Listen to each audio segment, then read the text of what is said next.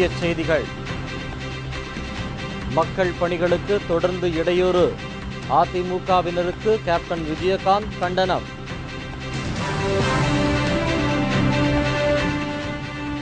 நாடாளுமன்ற தேர்தலுக்கு தயாராகிறது பாஜக. முதலமைச்சர்களுக்கு அவசர உத்தரவு.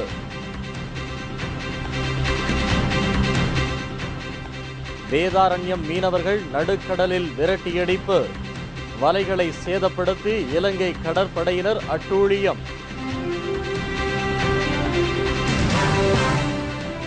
மாவட்டம் தோறும் முதியோர் இல்லங்கள் அமைக்கவும் ஓய்வூதியம் கிடைக்கவும் பாடுபடும் ஒரே தலைவர் கேப்டன். திருமதி பிரேமலதா விஜயகாந்த் பேச்சு.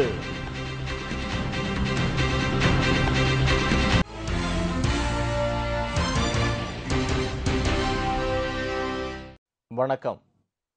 விரிவான செய்திகள். மக்கள் பணிகள் செய்வதற்கு அதிமுகவினர் தொடர்ந்து இடையூறு செய்து வருவதாக கேப்டன் விஜயகாந்த் குற்றம் சாட்டினார். மக்களுக்காக மக்கள் பணி இன்று 19வது நாளை எட்டியுள்ளது. கிருஷ்ணகிரியில் இன்று நடைபெற்ற நிகழ்ச்சியில் ஏழை எளிய முதியோர்களுக்கு 20 லட்சம் ரூபாய் மதிப்பில் நலத்திட்ட உதவிகளை கேப்டன் வழங்கினார். படுக்கை விரிப்பு, தலையணை, போர்வை, குடை, வாக்கர் ஸ்டிக் உள்ளிட்ட நலத்திட்ட உதவிகளை கேப்டன் விஜயகாந்த் வழங்கினார். மேலும் சில முதியோர்கள் காப்பீட்டு திட்டத்தில் சேர்க்கப்பட்டனர்.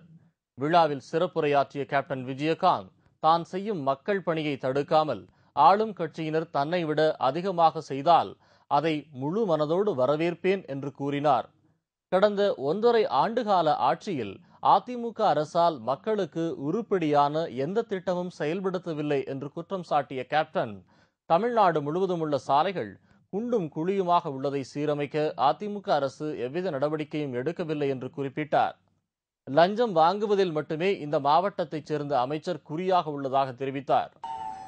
ஒவ்வொரு ஊர்லயும் பாத்தீங்கன்னா சில பொருள்கள் பெருசா இருக்கும், சில பொருள்கள் வேற மாதிரி. ஆனால் இந்த உதவி பண்றான், இந்த உதவி பண்ணக்கூடாதுன்னு சொல்றாங்க அதிமுக. நான் என்ன சொல்றேன், தடுக்காத. யாருக்கும் அந்த உரிமை கிடையாது.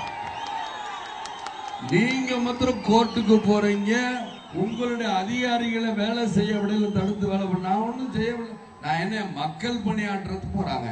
இது எதுக்காக நீங்க செய்யாதுன்னு சொல்றீங்க? 1.5 வருஷமாக நீங்க செய்ய முடியாதான செஞ்சேன். 1.5 வருஷத்துக்கு முன்னாடி இப்பதான் சந்திரன் கேட்ட இங்கதான் நீங்க முனிசாமி அறிமுகப்படுத்தி வச்சீங்க இந்த மேடையில. இதே இடத்துலதான் வரும்போது பார்த்தேன். ரோடாவா இருக்கு, ரோடு ரொம்ப மோசம். அவர் வாங்குற லஞ்சம் மாதிரியே இருக்கு. மந்திரி வாங்குறாரு லஞ்சம், எப்படி வாங்குறாரு அது மாதிரி. அது முனிசாமி. தமிழ்நாட்டில் நாள்தோறும் நடக்கும் கொலை கொள்ளைகளை தடுக்க போலீசார் எந்தவித நடவடிக்கையும் எடுக்கவில்லை என்று குற்றம் சாட்டிய கேப்டன், ஜெயலலிதாவிற்கு பாதுகாப்பு கொடுப்பதற்கு மட்டுமே காவல்துறை இருப்பதாக கண்டனம் தெரிவித்தார். பொதுமக்களின் சொத்துக்களை கொள்ளையடிக்கும் யாரும் உருப்பட மாட்டார்கள் என்றும் கேப்டன் கூறினார். போலீஸ் எதுக்கு இருக்கு? உங்களுக்கு வேலை பார்க்கறாரு. நாட்டில் நடக்கிற செயின் ஆத்திட்டு போற, ஹெல்மெட் போட்டு செயின் ஆத்திட்டு போறாங்க, கழுத்து எடுத்துட்டு போறாங்க, வீட்டுல வந்து கொலை பண்றாங்க, கொள்ளையடிக்கிறாங்க. இதெல்லாம் பாக்குறதுக்கா போலீஸ் இருக்கு? யாரு என்ன இங்க சுத்தி பாருங்களேன். உங்களை விட கூட்டம் போலீஸ் தான். என்ன பேசுற மைக்கு முன்னாடி அப்படியே அந்த அம்மா கேட்கணுங்கிறாங்க. அப்படியே நேரம் வச்சு போலீஸ்காரர்களுக்கு தெரியும் எப்படி எப்படி பொய் சொல்றது, எப்படி எப்படி லஞ்சம் வாங்குறது. அதே தான் இந்த அரசு. ஏன்னா இவங்க ஏற்கனவே 2 தடவை வந்திருக்காங்க, 3வது தடவை வரமாட்டாங்கன்னு முடிவு பண்ணலாம். மக்களை கொள்ளையடிச்சுட்டு போறாங்க. வயசு ஒரு காரணம். தான் பிள்ளை குழந்தை குட்டிகள் மட்டுமே நல்லா இருக்குன்னு நினைக்கிறீங்களே. இந்த கிருஷ்ணகிரியில கிரிவலம் சுத்தப்படும், தெய்வம் உங்களை சுத்தப்படும். பாத்துங்க. நான் இன்னைக்கு சொல்ல மக்களோட சொத்தம். நீ அன்னையிலிருந்து சொல்லிக்கிட்டு இருக்கேன். அரசன் அன்று கொள்வான், தெய்வம் நின்று கொள்ளும். இதுல எந்த மாற்று கருத்தலும். மக்கள் சொத்தை கொள்ளையடிச்ச எந்த அரசியலும் உருப்பட்டதாக சரித்திரம் கிடையாது. தமிழ்நாட்டில் அதிமுக ஆட்சி பொறுப்பேற்ற பிறகு விவசாயம் அடியோடு முடங்கிவிட்டதாக கூறினார். கிருஷ்ணகிரி மாவட்டத்தில் மாம்பழ தொழிற்சாலைகள் மின்சாரம் இல்லாமல் மிகவும் பாதிக்கப்பட்டுள்ளதாக கேப்டன் விஜயகாந்த் தெரிவித்தார். வீட்டுல தாலிகிளி அடமானம் வச்சு, இல்ல நகைகள் அடமானம் வச்சு அந்த மிஷினை வாங்குறாங்க. மிஷினை வாங்க கரண்டா காணுங்க. எந்த தொழிலை கெடுக்கிறியே, நீ உருப்படுவியாக மக்கள் சொன்னா தப்பா. மக்கள் கஷ்டப்படுறதுங்க உங்களெல்லாம் ஓட்டு போட்டோம். அதிமுக மந்திரி நான் இன்னைக்கு 30 நாள் சொல்ல தடுக்கிறது. ஏன் தடுக்கிறீங்க? நீங்க வாங்க, நான் தடுக்கிறேன். இல்ல என் கட்சிக்காரங்க தடுக்கிறாங்களா? யாரையும் மக்களுக்கு உதவு, போட்டி போடு, நன்மை செய்வது போட்டி போடு, போராமப்படாத போட்டி போடு. அந்த போட்டி இருக்கிறது. ஏன் நீங்க போராமப்படுறீங்க? விஜயகாந்த் வந்தா என்ன உங்களுக்கு திட்டம்? நீங்க 2வது இடம் 3வது இடம் முதலமைச்சரா இருக்கீங்க. உங்களுக்கு அந்த எண்ணம் வேணும். மக்களை சந்திக்கணும், மக்களுக்கு என்னென்ன கொடுக்கும். ஒரு அரசாங்கம் நாங்க ஏதோ எங்க தொண்டர்களை வச்சு ஒரு 20 லட்சம் ரூபாய் நாங்க பண்ணா நீ 2 கோடி ரூபாய் பண்ண, இல்லாட்டி 20 கோடி ரூபாய் இந்த மக்களுக்கு பண்ணு. யாரோட பணம்? உங்க அப்பாவோட பணம். நல்ல பாக்கெட்ல இருந்து அடுத்து கொடுக்கிற இல்ல, மக்களோட வரிப்பணம். அந்த வரிப்பணத்தை கொடுக்கறதுக்கு எதற்காக நீங்க தளர்றீங்க? மேலும் திமுகவும் அதிமுகவும் மக்களுக்கு நன்மை செய்திருந்தால் தேமுதிக உதயமாகி இருக்காது என்றும் அவர் கூறினார். தமிழ்நாட்டில் ஊழல் லஞ்சம் பெருகி வருவதால் மக்கள் வறுமையில் சிக்கித் தவிப்பதாக கேப்டன் தெரிவித்தார். ஜெயலலிதா நியாயமானவர் என்றால் சொத்து குவிப்பு வழக்கை 14 ஆண்டு காலமாக இழுத்தடித்து வருவது ஏன் என்று கேள்வி எழுப்பிய கேப்டன், தமிழ்நாடு முழுவதும் டெங்கு, மலேரியா போன்ற காய்ச்சல் பரவிவிட்டதாக கேப்டன் விஜயகாந்த் குற்றம் சாட்டினார். இங்க பார்த்து எங்க பார்த்தாலும் டெங்கு காய்ச்சல். ஏன் பரவாயில்ல இந்த மாதிரி தூசி பரவிக்கிட்டு? கார் ஓடுதான், சைக்கிள் ஓடுதான், எல்லாரும் டெங்கு காய்ச்சல். நடந்து போறவங்களுக்கும் சரி, சைக்கிள்ல போறவங்களும், ஸ்கூட்டர் போய் இந்த தூசி. ஏன்னா இவரு மாத்திரம் கண்ணாடி ஏத்திக்கிட்டு போலீஸோட அடுத்த 5 வருஷம் நீங்க என்ன பாடுபடுவீங்கன்னு பாருங்க. மக்கள் என்பவர் அதான் சொன்னார், தெய்வத்தையும் மக்களையும் நம்பிதான் அந்த அரசியல. தெய்வம் எந்த நேரம் வராது, இந்த மக்களின் ரூபத்தில் தான் வரும். ஆகலாம் சொன்ன மக்களின் சொத்து சிவன் சொத்து, சிவன் சொத்து குலநாசம். போன தடவை ஜெயலலிதா இங்க தேர்தல் அறிக்கையில் என்ன சொன்னாங்க? கரும்பு ஃபேக்டரி பண்ணி தரேன் நாங்க கிருஷ்ணகிரில. இது வரைக்கும் ஒரு செங்கலை கூட நட்டு வைக்கல மக்களே. இவங்க எப்படி? ஆனால் கரும்பு ஃபேக்டரி கட்டினால் அருகில் இருந்து கரும்பு எங்கயா கரும்பு எறும்பு கூட வர மாட்டேங்குது. அங்க இருந்து எங்க இருந்து கரும்பு வரும்? ஆக இந்த மாதிரி மக்களை ஏமாத்தி தின்னுகிட்டீங்களே, இதை சொன்னா விஜயகாந்த் குற்றவாளி. விஜயகாந்த் பிடிச்சு உள்ள போடு. நான் என்ன பயந்தவனா? போடுங்களேன். கிருஷ்ணகிரி மாவட்ட கழக செயலாளர் சந்திரன் தலைமையில் நடைபெற்ற இந்த நிகழ்ச்சியில் திருமதி பிரேமலதா விஜயகாந்த், சிறப்பு விருந்தினர் தேமுதிக சட்டமன்ற உறுப்பினர் PR மனோகர் மற்றும் மாநில, மாவட்ட, நகர, ஒன்றிய கிளை கழக நிர்வாகிகள், மகளிர் அணியினர் உட்பட ஏராளமான பொதுமக்கள் கலந்து கொண்டனர். 2014ஆம் வருடம் நடைபெறவுள்ள நாடாளுமன்ற தேர்தலுக்கு கட்சி நிர்வாகிகள் தயார் நிலையில் இருக்க வேண்டும் என்று பாஜக மேலிடம் வலியுறுத்தியுள்ளது. டெல்லியில் பாஜக மாநில முதலமைச்சர்களுடன் நடத்திய ஆலோசனைக் கூட்டத்தில் இதுபற்றி வலியுறுத்தப்பட்டுள்ளது. நாட்டின் பொருளாதார கொள்கை மிகவும் மோசமான நிலைக்கு தள்ளப்பட்டது குறித்து பேசப்பட்டது. மேலும் 2014ஆம் ஆண்டு நடைபெறவுள்ள நாடாளுமன்ற தேர்தலில் ஆட்சியை பிடிப்பது குறித்து முக்கிய ஆலோசனை நடத்தப்பட்டது. நாட்டின் பொருளாதாரத்தை சரிப்படுத்தாமல் அடுத்த மாநிலத்தில் நிலவும் பிரச்சினைகளில் பிரதமர் மன்மோகன் சிங் தலையிடுவதாக பாஜக ஆளும் மாநில முதலமைச்சர்கள் அப்போது குற்றம் சாட்டியுள்ளனர். நிதின் கட்காரி தலைமையில் நடைபெற்ற இந்த கூட்டத்தில் பாஜக மூத்த தலைவர் அத்வானி, மக்களவை எதிர்க்கட்சித் தலைவர் சுஷ்மா சுவராஜ், அருண்ஜேட்லி மற்றும் நரேந்திர மோடி, ஜெகதீஷ் ஷெட்டர் உள்ளிட்ட பாஜக ஆளும் மாநில முதலமைச்சர்கள், பாஜக நிர்வாகிகள் கலந்து கொண்டனர். கடலுக்கு சென்ற தமிழக மீனவர்கள் இலங்கை கடற்படையால் விரட்டியடிக்கப்பட்ட சம்பவம் பதற்றத்தை ஏற்படுத்தியுள்ளது.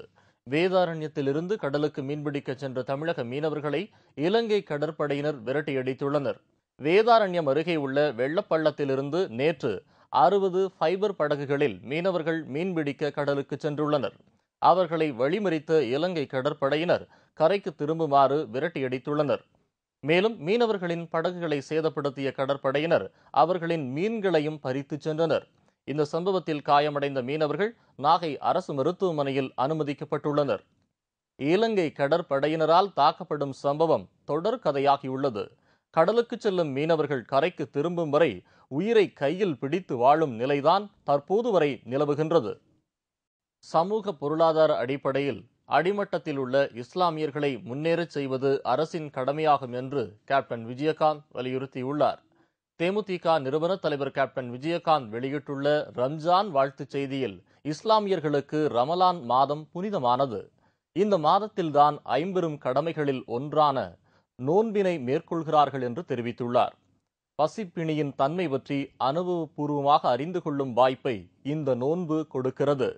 இதன் மூலம் வறுமை ஒழிப்பிற்காக ஏழைகளுக்கு உதவுவதற்கு உரிய கடமை வலியுறுத்தப்படுகிறது என்று தெரிவித்துள்ளார். இருப்பவர்கள் இல்லாதவர்களுக்கு கொடுத்து உதவுவதன் மூலம் ஒரு சமூக அமைதியையும் ஒற்றுமையையும் நிலைநாட்ட முடியும் என்று தெரிவித்துள்ள கேப்டன், இஸ்லாமியர்கள் சமூக பொருளாதார அடிப்படையில் அடிமட்டத்தில் உள்ளனர். அவர்களை முன்னேறச் செய்வது ஒரு முற்போக்கான அரசின் கடமை என்றும் தெரிவித்துள்ளார். இன்று சிறுபான்மை இனத்தவராக உள்ள அவர்களுக்கு உரிய பாதுகாப்பே கேள்விக்குறியாகி வருகிறது. அஸ்ஸாமில் நடந்த கலவரமும் அதன் விளைவாக மற்ற மாநிலங்களில் ஏற்பட்டுள்ள நிலைமைகளும் கவலை கொடுக்கிறது என்று கேப்டன் தெரிவித்துள்ளார். இஸ்லாமிய சமுதாயத்தினரின் பாதுகாப்பை உறுதி செய்ய வேண்டியது ஒரு அரசு மட்டுமல்ல, பெரும்பான்மையான சமுதாயத்தினரின் கடமையாகும் என்றும் கூறினார். அந்த வகையில் வகுப்பு ஒற்றுமை பாதுகாக்கப்பட வேண்டும் என்றும், அதே நேரத்தில் அனைத்து சமுதாயத்தினரும் ரம்ஜான் விழாவில் பங்கேற்பது பொருத்தமாக இருக்கும் என்றும் கேப்டன் குறிப்பிட்டுள்ளார். ஊழலையும் வறுமையும் ஒழிப்பதன் மூலம் சமுதாயத்தில் உள்ள ஏற்றத்தாழ்வுகளை குறைக்க முடியும். இதை வலியுறுத்தும் தேமுதிக சார்பில் பிறருக்கு கொடுத்து உதவும் பெரும் பண்பை போற்றும் இஸ்லாம் மார்க்கத்தைச் சேர்ந்த அனைத்து மக்களுக்கும் கேப்டன் விஜயகாந்த் தனது இதயமார்ந்த ரம்ஜான் வாழ்த்துக்களை தெரிவித்துக் கொண்டுள்ளார். தென்மேற்கு பருவமழை பொய்த்ததால் வறட்சியில் தவிக்கும் முல்லைப் பெரியாறு விவசாயிகள் விளை நிலங்களை வீட்டு மனைகளாக மாற்றி வரும் அவல நிலை ஏற்பட்டுள்ளது. மதுரை மாவட்டம் வாடிப்பட்டி, சோழவந்தான், அலங்காநல்லூர் ஆகிய பகுதிகளை உள்ளடக்கிய பேரணை முதல் கள்ளந்திரி வரை 45,000 ஏக்கர் விவசாய நிலங்கள் முல்லைப் பெரியாறு அணையின் பாசன நீரையே நம்பியுள்ளன. ஆனால் தென்மேற்கு பருவமழை பொய்த்ததால் அந்த அணையிலிருந்து தண்ணீர் திறக்கப்படவில்லை. இதனால் முதல் போக சாகுபடி பொய்த்தது மட்டுமின்றி நிலத்தடி நீர் ஆதாரம் குறைந்ததால் வறட்சியும் ஏற்பட்டுள்ளது. பேரணி முதல் கலந்தரி வரைக்கும் இருபோக சாகுபடி, மழை சுத்தமாக பெய்யவே இல்லை. டேம்லையும் தண்ணி ஏறலை, அதனால் தண்ணியும் விடலை. எதுவுமே வறட்சியாக வறண்ட பூமியாக தான் இருக்குது. வேறு எங்கிட்ட இங்கே 90% வேலையாட்கள் இருக்காங்க. அவங்க ஊரை எங்கேயும் வேலை போய் வேறு வேலை செஞ்சு பிழைக்க வாய்ப்பு இல்லை. கம்மாயெல்லாம் இப்போ கம்ப்ளீட்டாக வறண்டு போய் கிடக்கு சார். கம்மாய் காஞ்சது, கம்மாயில் ஒரு தண்ணியில் குடிக்கிறதுக்கும் தண்ணியில் ரொம்ப சிரமப்பட்டுக்கிட்டு போய், ஏன்னா எங்கள் ஏரியாவில் நமக்கு கீழே பாறையாக இருக்குன்னு சொல்கிறாங்க. முதல் போக சாகுபடி பொய்த்துள்ளதால் வறட்சி நிவாரணமாக தங்களுக்கு 15,000 ரூபாய் வீதம் நஷ்ட ஈடு வழங்க வேண்டும் என்றும், இரண்டாம் போக சாகுபடிக்கான விதை நெல், உரம், பூச்சி மருந்து ஆகியவைகளை 50% மானியத்தில் வழங்க அரசு நடவடிக்கை எடுக்க வேண்டும் என்றும் விவசாயிகள் கோரிக்கை விடுத்துள்ளனர். ஆனால் நீ போக போக விவசாயிகளுக்கு ரொம்ப நொடிச்சு போய்கிட்டு இருக்காங்க. விவசாயமே இல்லாமல் போகுது. ஆனால் இந்த பிளாட்டு எஸ்டேட்டு, ரியல் எஸ்டேட்டுக்காரங்க தான் பெருக்கிட்டு வர்றாங்க. ஆனால் எங்கள் மாதிரி ஆள் என்ன செய்யணும், இன்னும் என்ன பண்ணுறது, கஷ்டம் வந்துருச்சு, ஒரு நம்ம பிள்ளையை கட்டி கொடுக்கணுமே, வைக்கணுமே அப்படின்னு இருக்க இடத்தையும் நாங்கள் அந்த பிளாட்டு வியாபாரிகளுக்கு விற்க வேண்டிய சூழ்நிலை வருது. சாப்பாடுகளுக்கு ரொம்ப அரிசி தட்டுப்பாடு, இப்போயே விலை கூடிருச்சு அரிசியெல்லாம். இன்னமும் எங்கே கொண்டு நிற்க போகுதுன்னு சொல்ல முடியாது. தமிழ்நாட்டில் உள்ள மாவட்டம் தோறும் முதியோர் இல்லங்கள் அமைக்கவும், மருத்துவ உதவிகளையும் ஓய்வூதியத்தை முறையாக கொண்டு வந்து சேர்க்கவும் கேப்டன் விஜயகாந்த் பாடுபடுவார் என்று திருமதி பிரேமலதா விஜயகாந்த் கூறியுள்ளார்.